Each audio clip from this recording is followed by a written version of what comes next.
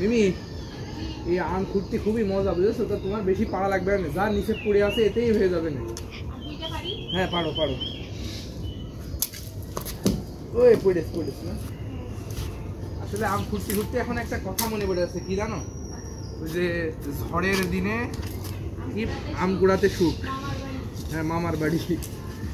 ভালোই আম আছে, যা আছে আশা করছি হয়ে যাবে, কিন্তু প্রায় যা পড়ে আছে নিচেই এটা দিয়েই প্রায় হচ্ছে যে আমাদের রেসিপি হয়ে যাবে। আসসালামু আলাইকুম সবাইকে, বাংলা ভিলেজ লাইফের আরও একটা নতুন ভিডিওতে আপনাদের সবাইকে স্বাগতম জানিয়ে আজকের ভিডিওটি শুরু করছি। তো বন্ধুরা, আজকের ভিডিও কিন্তু আমরা শুরু করছি ছাদ থেকে, কারণ এই যে দেখতেই পাচ্ছেন আমার পিছনে কিন্তু আম গাছ আছে। যদিও এখানে আপনারা আম হয়তো দেখতে পাচ্ছেন না, বাট আমরা অনেকগুলো আম কিন্তু অলরেডি পেড়ে নিয়েছি, সেটা কিন্তু আপনারা ভিডিও শুরুতেই দেখেছেন। তো আজকে এই আম দিয়ে আমরা হচ্ছে খুব সুন্দর একটা রেসিপি তৈরি করব, সেটা হচ্ছে যে আম চচ্চড়ি, অর্থাৎ ছোটো আমের চচ্চড়ি। এটা কিন্তু এই গরমের দিনে খেতে খুবই দারুণ লাগে। তো এই রেসিপিটা করবে হচ্ছে যে মিমি, আর পুরো ভিডিও দেখার জন্য আমাদের সাথেই থাকুন, তাহলে খুব সহজে আপনারা রেসিপিটা শিখে যাবেন।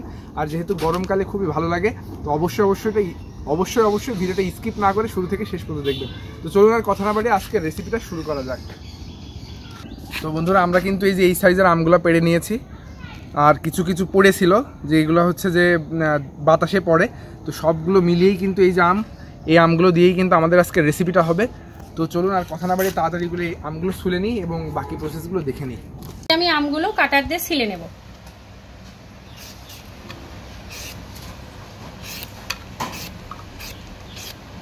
আচ্ছা মিমি, তুমি কি এই চচ্চড়ি এর আগে করেছো কোনোদিন?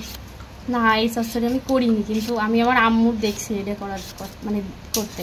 আব্বু অনেক পছন্দ করতো, তো আম্মু প্রায়ই এটা করতো, আম ডাল এবং এই যে চচ্চড়ি। এই গরমের দিনে কিন্তু এই আম ডাল তারপরে আম চচ্চড়ি খেতে কিন্তু দারুণ লাগে, দারুণ মানে অস্বাভাবিক মজা লাগে এক কথায়। তো আজকে কি আমাদের কোনটা করবাম, একটু মিষ্টি মিষ্টি নাকি হচ্ছে যে? যেহেতু এটা হচ্ছে আমার নানা শ্বশুর খাবে, সে মুরব্বী মানুষ, সেই জন্য হালকা মিষ্টি দেবো। মানে একেবারে মিষ্টি না, টকটকই থাকবে, কিন্তু একটু ব্যালেন্স করার জন্য আসলে আলু আর মিষ্টি এই ব্যবহার করবো। ওইটাই বেটার হয়, অতিরিক্ত টক হইলে তখন আবার দেখা যাচ্ছে খেতে বেস্বাদ লাগে। কিন্তু অতিরিক্ত টক কিন্তু আবার অনেকে খুবই পছন্দ করে, যেরকম তুমি।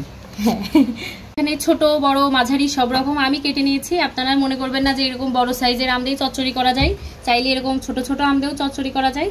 তো এখন আমি চচ্চড়ি স্টাইলে আসলে আমগুলো কেটে নেব। এই আমগুলো কাটা অনেক সহজ, কারণ এর ভিতরে হচ্ছে পিয়ে থাকে, যেটা আসলে খুবই সহজে তুলে নেওয়া যায়, এই যে এরকম করলে হয়ে যায়। কিন্তু যে আমগুলো দাঁড় হয়ে যায় সেগুলোতে চচ্চড়ি করলে আসলে খেতে ভালো লাগে, কিন্তু কাটা অনেক কঠিন হয়ে যায়। চচ্চড়ির জন্য আম এরকম মানে পাতলাও না আবার মোটাও না, এরকম করে ফালি ফালি দিয়ে কেটে নিতে হয়।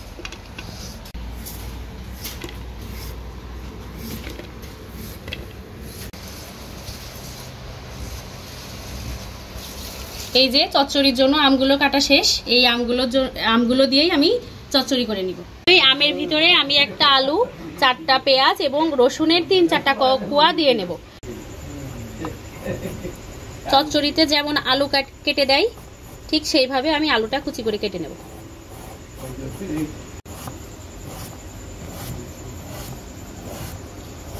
আমগুলো আমি যেরকম সাইজে কেটেছি, আমি চেষ্টা করছি আলুগুলো ওইভাবে কেটে নেওয়ার।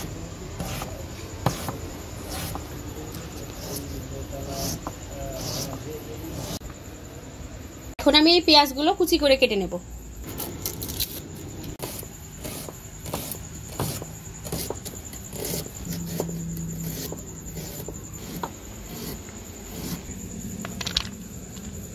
কুচি করা আমার শেষ। এখন আমি এই রসুন থেকে 3-4 কোয়া রসুন সুন্দর করে বেছে নিব।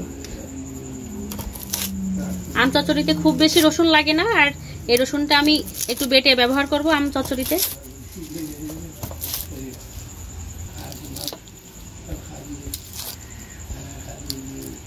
রসুন এবং পেঁয়াজটা ধুয়ে রেখেছি, এখন আমি আলু আর আমটা আরেকবার সুন্দর করে ধুয়ে নিব, কারণ আলুটা কাটার পরে আমি ধুইনি।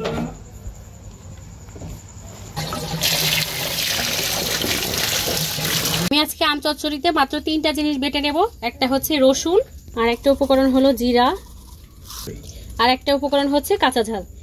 এই 3টা জিনিস আমি এখন বেটে নেব।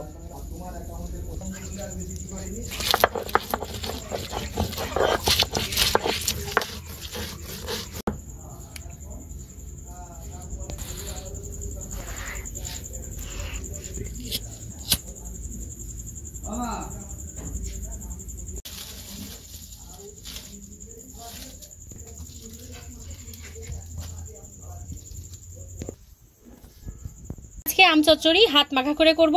তো প্রথমে আমি আম এবং আলুটা দিয়ে নিলাম। এই পর্যায়ে দিয়ে নিচ্ছি বাটনা মশলাগুলো। এখন দিয়ে নেব পেঁয়াজ কুচি, দিয়ে নিচ্ছি পরিমাণ মতো লবণ, পরিমাণ মতো হলুদ, সর্বশেষ আমি দিয়ে নেব তেল।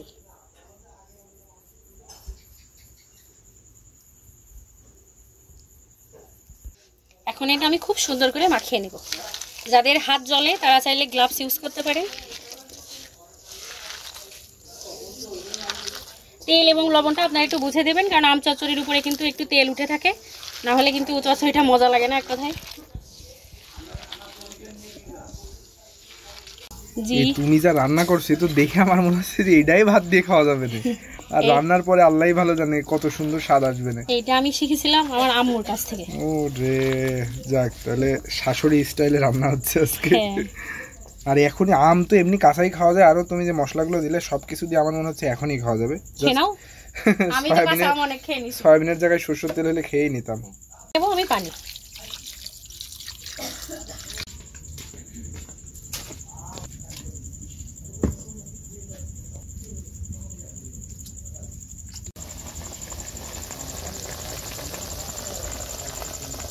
দেখতেই পাচ্ছেন যে ঝোলের পানিটা অনেক শুকিয়ে এসেছে। এটা আমি আরো একটু শুকাবো। শুকিয়ে যখন তেলটা উঠে আসবে উপরে, আমি ঠিক সেই পর্যায়ে নামিয়ে নেব। আপনারা এই পর্যায়ে একটু টক মিষ্টি ব্যালেন্স করে নেবেন, আর লবণটা একটু দেখে নেবেন। এই আম চচ্চড়ি থেকে এত সুন্দর একটা বাসনা আসছে বন্ধুরা, এটা আসলে মানে ভিডিওতে বলে জাস্ট প্রকাশ করা যাবে না। আমি যদি আপনারা এখানে থাকতেন বা আপনারা যখন এটা করবেন তখন কিন্তু আপনারা বুঝতে পারবেন যে এটার আসলে কি সুন্দর একটা, এই ধোয়া থেকে কি সুন্দর একটা টক বাসনা আসে। তো আমি এখন একটু টেস্ট করে দেখি যে লবণ টবণ সব কিছু ঠিক আছে কিনা।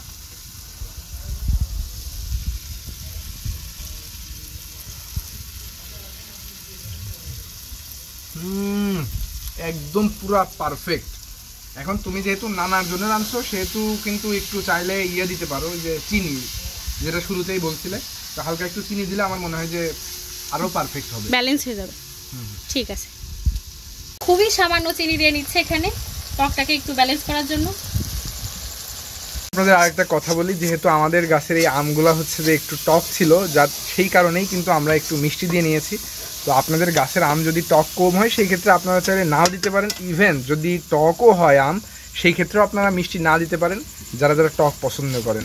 তো আমি একটু টক কম পছন্দ করি এবং নানার জন্য যেহেতু রান্না করা হচ্ছে সেহেতু আমরা একটু পরিমাণ চিনি দিয়ে নিলাম। তো মিমির মতো মানুষ যদি আপনারা হয়ে থাকেন, ও কিন্তু একদম যত টক ওর তত ভাল লাগে। দেখতেই পাচ্ছেন আমের চারিপাশ পোড়া পোড়া হয়ে গেছে এবং কত সুন্দর তেল উঠে এসেছে। মানে আমি আজও পর্যন্ত এরকম কোনো রিভিউ দিইনি। আপনারা যদি এটা রান্না করে খান তাহলে বুঝতে পারবেন যে আমি কেন জোর গলায় এরকম বসছি। মানে এর স্বাদ আসলে অতুলনীয়। এখন আমি এটা নামিয়ে নেব।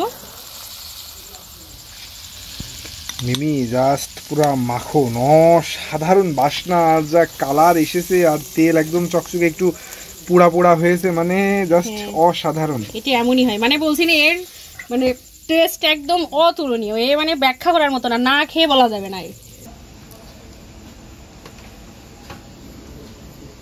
পুরা অসাধারণ ঘ্রাণ।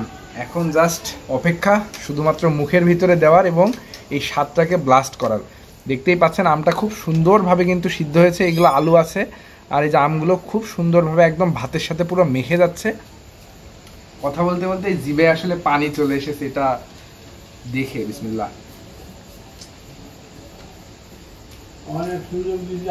পুরা ফাটাফাটি, একদম ফাটাফাটি হয়েছে, মানে জাস্ট অসাধারণ। এই কারণে হয়তো মিমি কিন্তু অনেক জোর দিয়ে আপনাদের বলেছে যে আপনারা যেভাবেই হোক এটা বাসায় রান্না করবেন এবং এই স্বাদটা কেমন হয়েছে সেটা আমাদের কমেন্ট বক্সে জানাবেন।